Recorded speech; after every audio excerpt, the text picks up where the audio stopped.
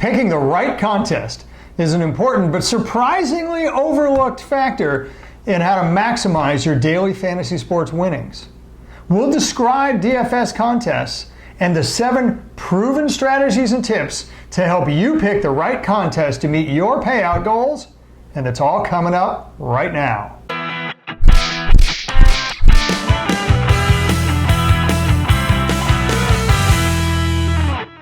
Hello everyone, I'm Gary Kurtzman. And I'm Eric Lee. We are the Fantasy Football Consultants. And Gary, I'm very excited about the fact that we have arrived at class number 2 in our NFL DFS Master Class series, all about picking the right contest. It actually is ahead of the classes of the position selection. That's QB, running back, wide receiver, tight end, and defense. And it's important that we cover this first because that's the first thing you do in real life. Pick your contest. Yeah, and I'm so surprised that there's so little out there in the internet about strategies to pick the right contest because, Eric, let's face it, the strategies for picking the position players will vary depending on what contest you choose. In order to maximize your chances of winning and then maximize your winnings, you gotta have the right contest. And so we are here to tell people the strategies of how to do just that. And Eric, before we really dive into the strategies, let's do just a brief high-level overview. What kind of game styles are out there and what kind of contests are out there? Yeah, so I'll start with the most popular game style, the one I think most of the people watching are aware of.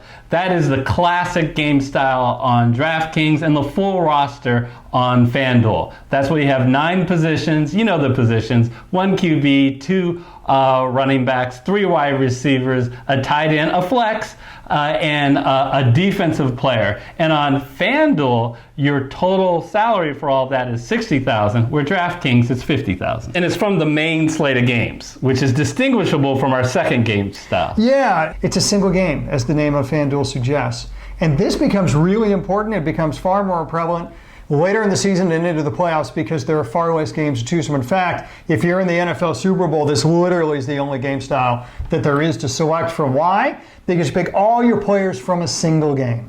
Okay, so how do you do that? Well, first of all, you can't do that in a 9-player lineup because there just aren't that many players to pick, or at least not good ones anyway, right? So they go down to basically a 6-player lineup. 1 player is special. They call him the captain. Okay, and his salary increases by 50%, meaning you got to pay 1.5 times the listed salary, but you get 1.5 times the payout for this guy. So this guy is definitely the most important person on your lineup. You fill out your lineup with 5 other flex people. It can be whatever you want.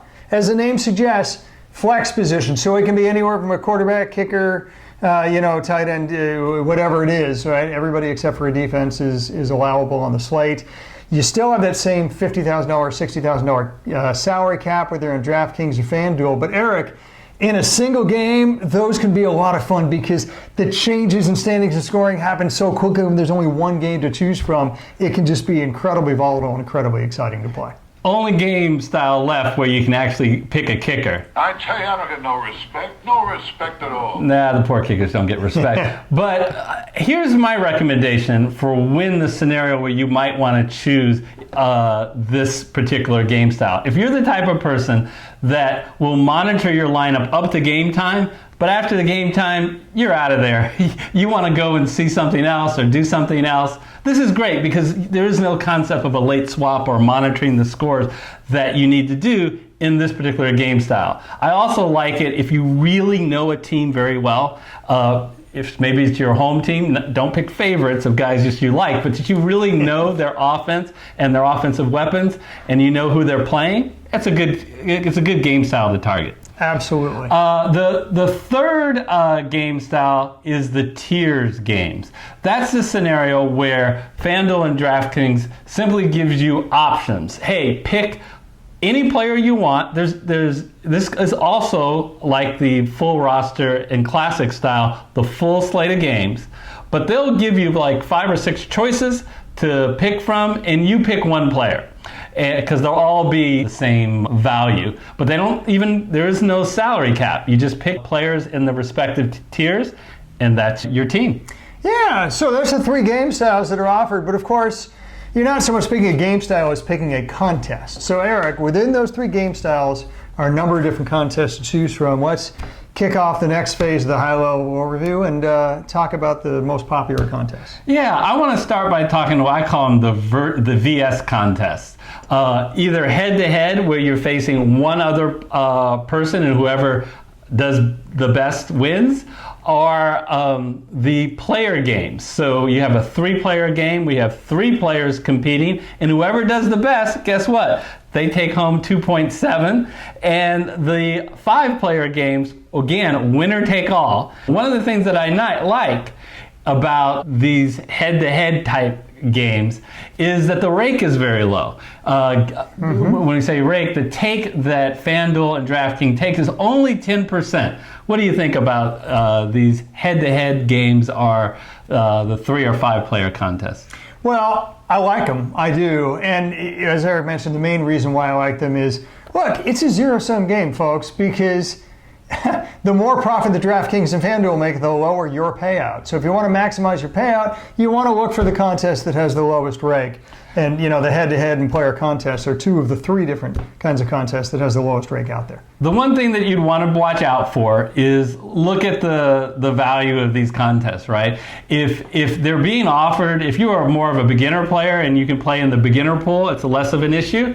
But if you're playing in the general pool, be careful. You could be head-to-head against some of the sharks or some of the best players in the game.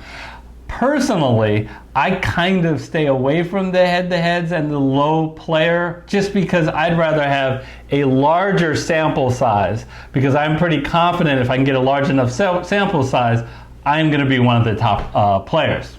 So if you want the larger sample size, but you still want the low rake, then you have one option, and that's to play the games that are under the heading of 50-50. If it's 50-50, then strictly speaking, yes, you need to be in the top 50.1%. Okay, now there is a rake, it's a 10% rake. That means you're not doubling your money. You're getting 1.8 times the payout. Okay, and that sharks concept that Eric talks about still does apply to 50-50, but again, because you have a larger sample size, you're going to end up with a less percent chance of having the sharks dominate the contest that you might have with, say, a head-to-head in a player contest. Yeah, and one of the way to mitigate those sharks, if you're playing in the general pool and you're doing 50-50, is do single entry tournaments. I think a mistake that a lot of players make is they go, you know what, in general, the better players don't play the lower dollar value. So they say, you know what, I'll play a dollar contest. I'm not going to play $50 because $50 are usually the high rollers. They play a dollar contest, but there's no limit to the entries, right? Other than the general 150 entry limit that is for all contests. And guess what the sharks do? They enter 150 different $1 lineups, and if they're better than you and if they can make strategic changes at the last minute, then you're falling behind that all those lineup trains. Yeah, I mean, you're trying to avoid playing against the professionals if you possibly can. Okay, there are other lineups to choose from, but we've now gotten to the end of those that have the 10% rake. And that's how to maximize your winning. So I would definitely recommend playing as many 50-50s, or if you like playing against less people, the head-to-head or the player contest, because that's your 10% rake.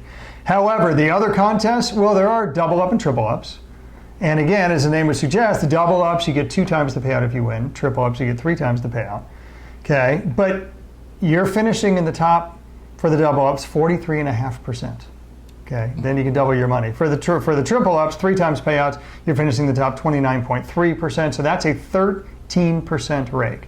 So now DraftKings and FanDuel are taking more of your payout as a percentage than they were the other contests. And Eric, it is a higher rake, but that's not even the highest rake contests that there are in DraftKings and FanDuel. And I just want to comment a little bit about the high multipliers. 10 times, because you still 8.5% to me is very doable. If you have a good week, you can do that. I like it more than the GPP. I personally prefer that.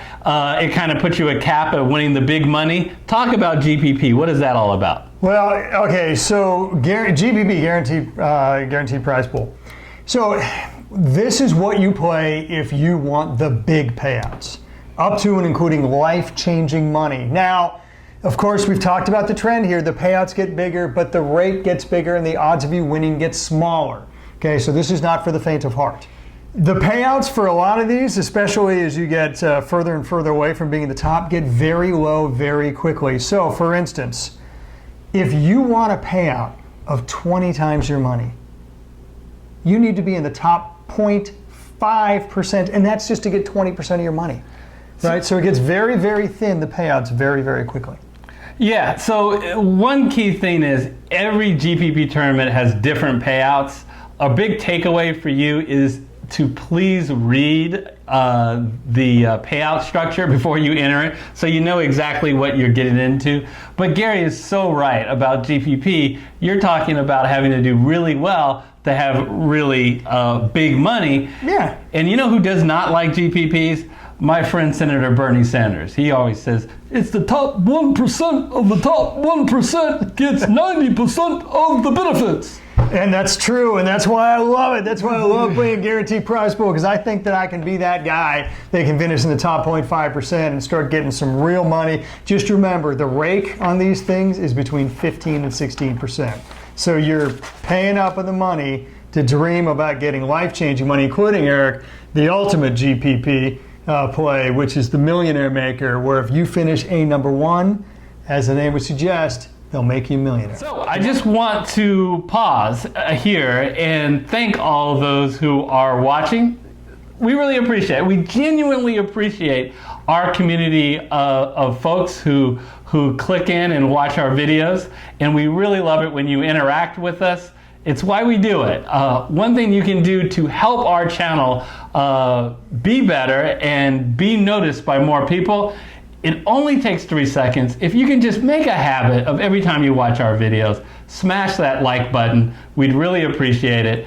And if you haven't yet, click the red subscriber button. Gary, what that does is YouTube is one of the key metrics that they use in evaluating channels, and we'd love to continue to get more subscribers.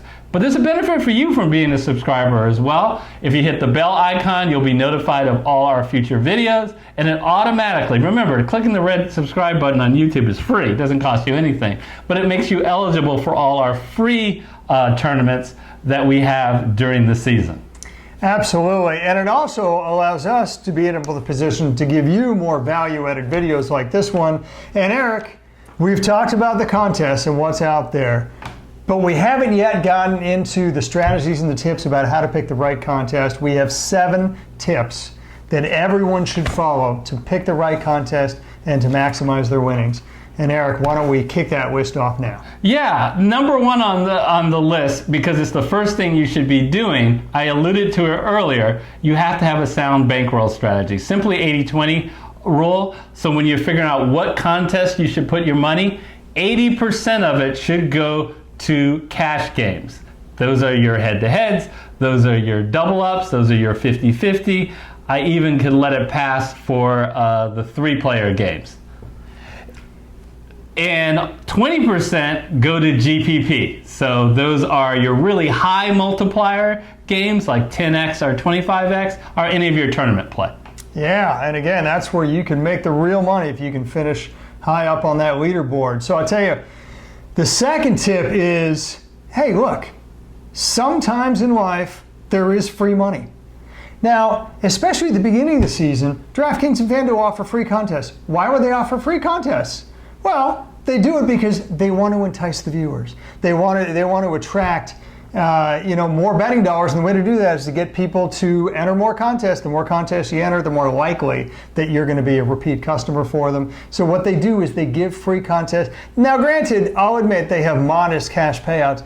Hey, but if you can bet no money with a chance of winning hundreds of dollars, why wouldn't you? And Eric, it always surprises me that there are a fair amount of times when these contests are not fully filled out and fully filled up. People are literally missing a chance at free money. And I always like to say, What if this is as good as it gets? it is as good as it gets. You can't beat free money, folks.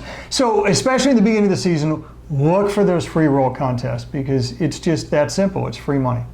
Yeah, I think the thing to do, especially at the beginning of the season, is simply sort by entry fee, 0 to 0, and they will list all the free contests. Again, they do it more in the beginning of the season. The third tip that we have for you is, look, don't be arrogant.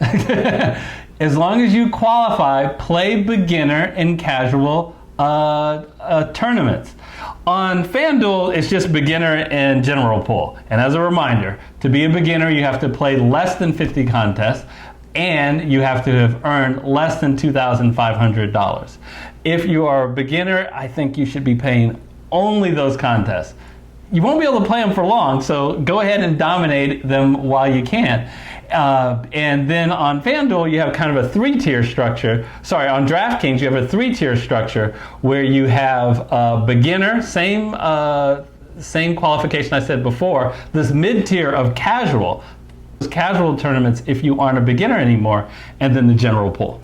Yeah, and in any of those pools, whether beginner or intermediate, general, any of those tiers, please, and here's tip number 4 now, focus on the rake. And I'm sorry, before we go to that, I wanted to mention, there's, other than the performance of the players on the field, which you have no control over, but you pick the players, I guess you have control over that. There's only 2 things you control, okay? You control which contest you choose to enter and who your opponents are.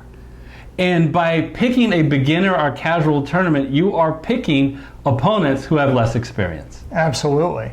And so what is this rake you speak of? So you also have a little bit of control over how much money that you're giving to DraftKings and FanDuel. Now, you're not playing against DraftKings and FanDuel. You're playing against other players, but they take some of the money for their rake. That's their profit margin. That's how they make money, folks. There is no free lunch. But you can control how much rake is in the contest that you play. So it's really quite simple.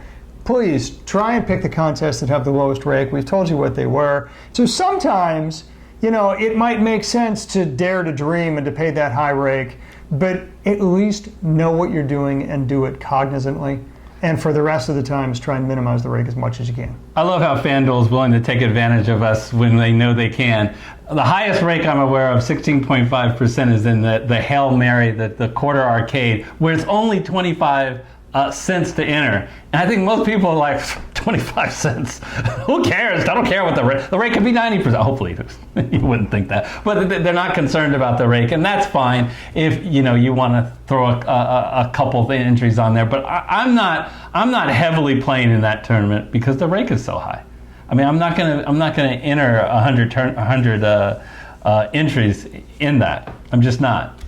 Even though it's $25. Yeah. All right. We've talked about it before, but just to emphasize, when you're looking at the different contests, target single entry contests. There are contests which limit it to 3. I would really stay away from any contest. At least I try to stay away from contests that don't at least have the limit of 3, and I try to play as many as I can of the single entry. The theory out there, and I said it before, basically is the higher the entry fee, the better the competition. And as a general rule, that's true, except if it's not single entry, because then people can play the lower value tournaments and enter up to 150 lineups. Yeah, and these are the kind of people that you don't want to play against because they don't get the name sharks by accident. They have computer programs that can literally update 150 lineups with a click of a button. And the problem with that is, of course, is that they also purchase the data from NFL.com or actually other sites primarily. And so they get up-to-the-minute news feeds about what is affecting all the lineups and injuries and so forth and weather and whatnot, and they do all the things that the average viewer can't do. Yeah. So you're starting from behind the 8 ball before the NFL games have even started playing against these guys. Right. And it's okay to just be behind one of them, but to be behind 150 of them because they entered 150 lineups, that's what stinks. In our future classes, we talk about the things that we suggest you do, but if you don't have the technology that they have, it does make it harder to compete.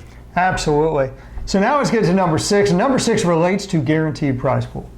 Okay, this is where you dream for the stars here, folks. But while you're dreaming for the stars, let's pick those contests judiciously, Sally.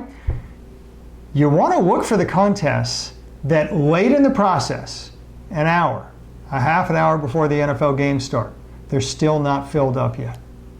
Eric, why would you want to do that? Why do you care if they fill up or not? Well, you care because GPP stands for Guaranteed Prize Pool. There is a guaranteed payout for the winner and for the top however many percent get money. But here's the thing. That's projected on the contest filling up, but they have to have those payouts even if the contest doesn't fill up. So your pot odds, your payout proportional to the number of entries goes up the lower the amount of entries that there are. And so, granted, a half hour before the game, if the contest is still shy a couple thousand people, you could conceivably have a couple thousand entries jump in there at the last minute in the last 30 minutes. The overlay hunters. The overlay hunters, like I'm asking you to be. When they're analyzing the different GPP tournaments out there, because there are plenty, what kind of are the benchmarks they should be looking for? So one factor that I always like to look at is what percent of the people get paid. Right. Now, that's not getting paid $1 million or 25 times. I want what's the percent of the people that at least get $1 back. Yes. Right? And as a rule of thumb, it should be anywhere between, say, 20 and 27% of the people, and that's just based on analysis of all the contests that are currently out there, all the GPP contests currently out there as of 2019. So if you're in that 20 to 27% range, to me, it at least decreases the chances that you're going to be completely out of the money. Yeah, 25% is really good. I mean, getting a quarter, remember for the double up, you have to be in the top 43.5%. So getting 25%, knowing that this is a high risk scenario, high reward too, that's pretty good. So we like that. The question is, how much do you get? Yeah. So now you said, okay, I finished, say, in the top quarter. What type of payout should you expect? Well, let's be clear. You shouldn't expect a lot, right? Because just finishing in a minimum cash, but it's somewhere between 1.5, which I would say at the low end, to 2, which would be really good. That would be excellent if you can find a tournament which we can double your money for minimum cash. What we're arguing here, folks, is what we're looking for in GPP is a flatter structure, right? Hey, there's also the other end of the spectrum too. What if I win this darn thing? You look for a payout of at least 5 to 10% of the total pool. So you can go, well, I can find a GPP pool that's higher than 5 to 10%. Well, we don't think that's good because guess what? That's at the expense of the payout elsewhere. So because we believe more in a flatter structure, we want you to be in that 5 to 10% range. Yeah, I mean, there are contests. Millionaire Maker is one such contest where, Eric, for God's sakes, the winner wins 40% of the total payout. One person, 40% of the whole payout. By the way, if you finish outside the 0.5% on Millionaire Maker, for God's sakes, you all of a sudden you're getting less than 20 times payout and sometimes less than 10 times payout. It gets really thin. Really, it's like the anti-flat structure that you're talking about. But I want to pause and really thank all of you for listening to our content. You've made it this far in the video, so we appreciate that you take the time to listen to our content. And Fantasy Football Consultants, we started this channel a year ago, so we're still building out our fantasy community. So if you liked what you saw and liked what you heard, please share us. Share us with your friends, share us with your league mates and league commissioner, and also share your feedback with us. There's a comment right below the video. We would love to hear if any of our strategies you've used that work for you. Please go ahead and share that with us. We love it when people are interactive. If there are strategies or tips that we didn't share in the video that you think that we and the Fantasy Football Consultants community can benefit from, please share that too, because the more interactive we make our football community, the better we make our football community. Yeah, and we're a small enough channel. We respond to all of the comments, and because it's one of the things we enjoy is engaging with our folks. And to be honest with you, we learn from you guys as well. So there's some really sharp people out there. So time to learn more from us. If you are a beginner and somehow missed our beginner show, then you will want to click on that link over there. We give you 10 tips for success as a beginner. If you are an experienced person, you are ready for our next class in the master class. QB selection strategies. Click right here. And until our next video, we'll see you next time. See you next time.